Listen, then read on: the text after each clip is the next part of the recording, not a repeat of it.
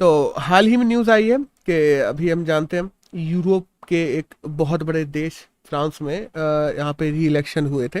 वहाँ पे Emmanuel Macron, जो कि हम लोग जानते हैं 2017 से वहाँ के प्रेसिडेंट हैं, उनको री इलेक्ट कर लिया गया है राष्ट्रपति के रूप में।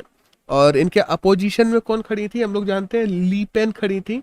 जो ली पेन को तकरीबन तकरीबन अगर हम लोग इमानुअल मैक्रोन की बात करें तो 58% वोट मिले हैं इमानुअल मैक्रोन को, और 42% वोट है वो ली पेन को मिले हैं।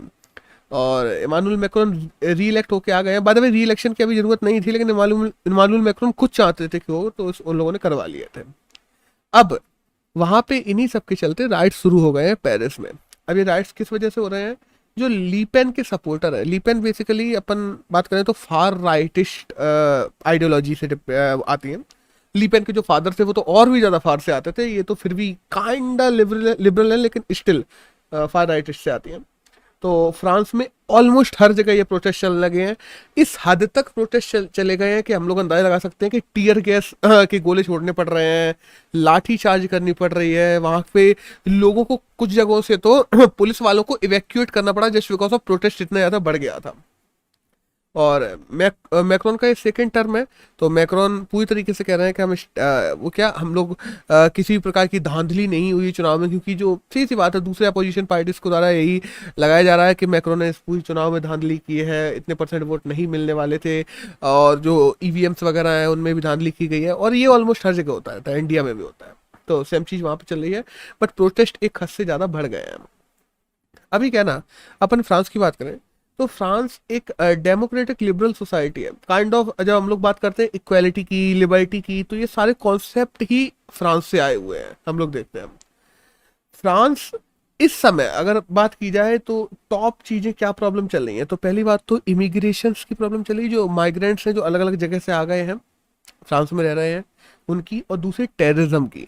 ये दो टॉप मुद्दे में से एक थे उन कई मुद्दों में से जिन मुद्दों पे इस साल का चुनाव लड़ा गया है। अभी अगर हम फ्रांस की बात करते हैं ना, तो फ्रांस में सेमी प्रेसिडेंशियल रूल चल रहा है, मतलब फिफ्थ रिपब्लिक चल रहा है। फिफ्थ रिपब्लिक इस काइंड ऑफ ऐसे मानो कि उनका कॉन्स्टिट्यूशन है, कॉन्स्टिट्यूशन का पांचवा पार्ट चल रहा है। और वो कॉन्स्टिट्यूशन जैसे अमेंड कर देते हैं, तो पांचवी बार अमेंड किया जा चुका है कॉन्स्टिट्यूशन का, और फिफ्थ रिपब्लिक चल रहा है। फिफ्थ रिपब्लिक फ्रांस में क्या होता है, सेमी प्रेसिडेंशियल रूल है कि कुछ पावर्स प्रेसिडेंट्स के पास में होंगी और कुछ पावर्स होती हैं जो प्रधानमंत्री के पास में होगी। तो जब इमानुअल मैक्रोन की हम लोग बात करते हैं तो ऐसा नहीं है कि सारी पावर्स फ्रांस में इमानुअल मैक्रोन के पास में है, कुछ वहां के प्रधानमंत्री के पास में भी है। और by the way fifth Republic 1958 से शुरू हो गया था। उससे पहले फर्स्ट रिपब्लिक की हम लोग बात करते हैं तो चार्ल्स डी गॉले के टाइम पे आया था।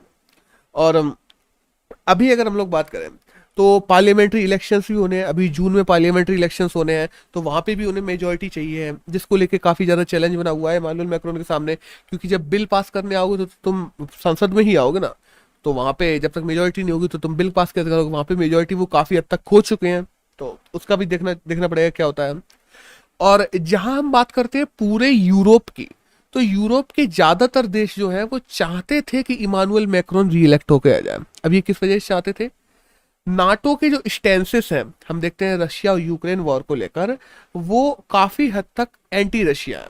यूक्रेन के प्रति वो लोग ज्यादा लिबरल है, एंटी रशिया है। और जो रॉ स्टैंड हैं जो लिए हुए हैं नाटो ने मिलके, उस पे अगर लीपेन आ जाती वहां पे, तो लीपेन रशिया के प्रति सॉफ्ट स्टैंड रखती हैं। ये बात उन्होंने अपने जो भाषण वगैरह होते हैं जब वो चुनाव लड़ रही थी उनमें भी साफ दिखा दिया था। तो अगर वो आ जाती तो ओवरऑल नाटो में इतने बड़े एक देश की सॉफ्ट पॉलिसी हो जाना रशिया की तरफ, ये नाटो के भी स्टैंड को कमजोर कर सकती थी। तो दैट्स वाई जब ये चुन के आए हैं तो नाटो के भी देश के जितने भी राष्ट्र अध्यक्ष हैं और अलग देशों के, उन सब ने भी थैंक यू बोला है, मतलब उन सब लोगों ने वो दिया है, धन्यवाद दिया है, ग्रेटिट्यूड दिया है, बहुत सारी चीजें। अब इस बार के अगर इलेक्शन की मुद्दे कहे जाए, जिन मुद्दों पे ही ये सारे दंगे हो रहे हैं इस समय पेरिस और फ्रांस में, देखो सबसे बड़ा मुद्दा था नंबर 1 पे कॉस्ट ऑफ लिविंग। अब कॉस्ट ऑफ लिविंग का मुद्दा क्या है? हम जानते हैं फ्रांस में आज जाओ, फूड की बात कर लें, कमोडिटीज की बात कर लें, इवन तो पावर की बात कर लें, फ्रांस में हम लोग जानते हैं इवन तो पेरिस जैसी सिटी में पावर कट हुए थे, वो भी लंबे लंबे पावर कट हो गए अभी कुछ दिनों पहले। तो इन सब की प्रॉब्लम चल रही है। प्राइस, जब हम लोग परचेसिंग पावर की बात करते हैं तो वो कंपेरेटिवली घटती जा रही है, और फूड कमोडिटी पावर की प्राइसेस लगातार एक्सपोनेंशियली बढ़ती जा रही है। हाँ, वॉर का भी असर पड़ा है इस पे, लेकिन स्टिल और भी चीज़ों की प्राइस बढ़ती जा रही है। और हम बात करते हैं इनइक्वालिटी, एक बहुत बड़ा मुद्दा था इस चुनाव में। हम जानते हैं येलो वेस्ट प्रोटेस्ट भी हुआ था फ्रांस में इन्हीं सब चीज़ों को लेके।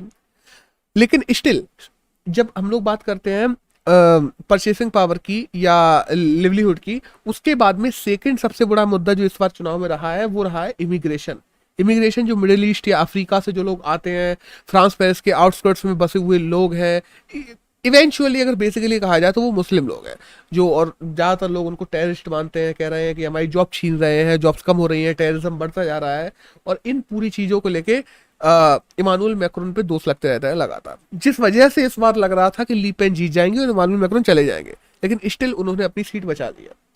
अब ली पेन भी इसके काफी खिलाफ है, बाय द वे, ऐसी बात नहीं है। ली पेन जो अपोजिशन पार्टी के लीडर हैं, वो उन्होंने कहा था हम चुन के आएंगे तो बुर्का बैन कर देंगे। इवन दो जो इमिग्रेंट्स है, अभी अनलिमिटेड इमिग्रेंट्स एक्सेप्ट करता है फ्रांस, उन्होंने कहा कि हम लिमिटेड करेंगे, हम बॉर्डर्स को सील करेंगे, स्ट्रॉन्ग बनाएंगे, जो इमिग्रेंट्स हैं उनको उनके देश वापस भेजेंगे, ऐसी बातें कही थी। लेकिन स्टिल पार्टी की रीब्रांडिंग उन्होंने अपने पापा से अच्छी की थी, फॉर श्योर। 2015 में उन्होंने रीब्रांडिंग की थी, लेकिन स्टिल वो उस मुकाम तक पहुंचने में कामयाब नहीं हुई, कहा जा सकता है इवेंचुअली।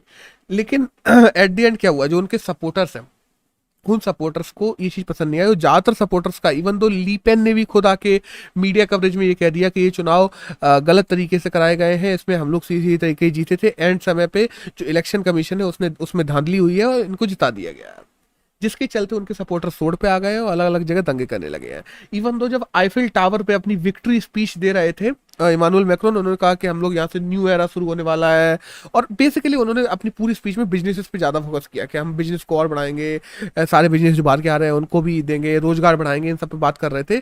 तब भी वहाँ पे बहुत ज़्यादा एंटी मैक्रोन नारे दिखाई दिए, इवन दो उनकी खुद की जब स्पीच चल रही थी आईफिल टावर के पास में, वहाँ पे भी। तो अब देखते हैं आगे क्या होता है, अभी तो हाल फिलहाल में यही सब चीज़ चल रही है।